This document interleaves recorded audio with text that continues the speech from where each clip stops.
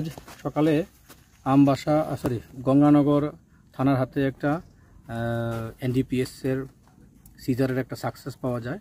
দুটো গাড়ি tata Harrier এবং হুন্ডাই ভ্যানু আমাদের গঙ্গানগর নাকা, যেটা গন্ডাছড়া বা চাকমাঘাট থেকে আসছিল, আমাদের নাকা ক্রস করে চলে যায় সিগন্যাল না মেনে। তো অ্যাকর্ডিংলি আমাদের পুলিশের নাকাটা থাকা পুলিশ অফিসার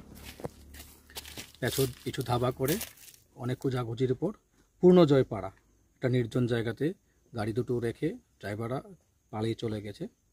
তো আমাদের এনডিপিএসের সিজারের প্রসিডিউর, লফুল প্রসিডিউর মেনে ওসি এবং অফিসার যারা আছেন, ডিসিএম, বিডিও সাহেব, ইন্ডিপেন্ডেন্ট উইটনেসের সামনে আমরা গাড়িটা খুলে চেক করলাম।